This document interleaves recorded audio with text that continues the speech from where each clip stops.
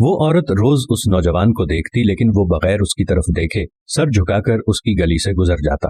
دیکھنے میں وہ کسی مدرسے کا طالب علم لگتا تھا، لیکن اتنا خوبصورت تھا کہ وہ دیکھتے ہی اسے اپنا دل دے بیٹھی اور اب چاہتی تھی کہ وہ کسی طرح اس پر نظر التفات فرمائے۔ لیکن وہ اپنی مستی میں مگن سر جھکائے زیر لب کچھ پڑھتا ہوا روزانہ ایک مخصوص وقت پر وہاں سے گزرتا اور کبھی آنکھ اٹھا کر بھی نہ دیکھتا۔ اس عورت کو اب ضد سی ہو گئی تھی۔ وہ حیران تھی کہ کوئی ایسا نوجوان بھی ہو سکتا ہے جو اس کی طرف نہ دیکھے، اور اسے ایسا سوچنے کا حق بھی تھا۔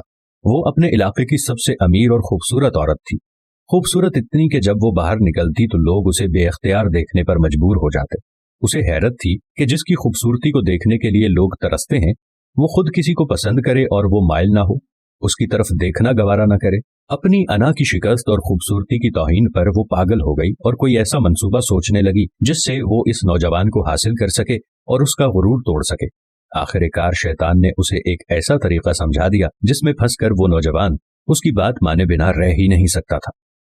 اگلے دن جب وہ نوجوان اس گلی سے گزر رہا تھا تو ایک عورت اس کے قریب آئی اور کہنے لگی، بیٹا میری مالکن تمہیں بلا رہی ہے۔ نوجوان نے کہا کہ اماں جی آپ کی مالکن کو مجھ سے کیا کام ہے؟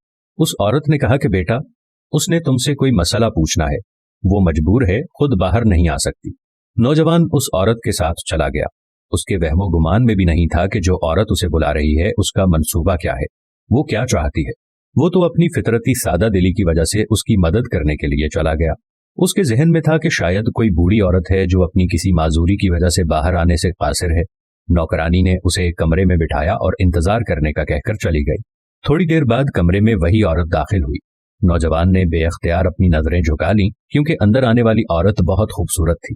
نوجوان نے پوچھا، جی بیوی آپ نے کون سا مسئلہ پوچھنا ہے؟ عورت کے چہرے پر ایک شیطانی مسکراہٹ آ گئی۔ اس نے اپنے دل کا حال کھول کر رکھ دیا اور کہا کہ میری سب سے بڑی خواہش یہ ہے کہ میں ایک دفعہ تمہیں حاصل کر لوں۔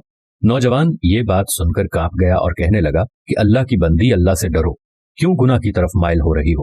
اس نے عورت کو بہت سمجھایا لیکن عورت پر تو شیطان سوار تھا۔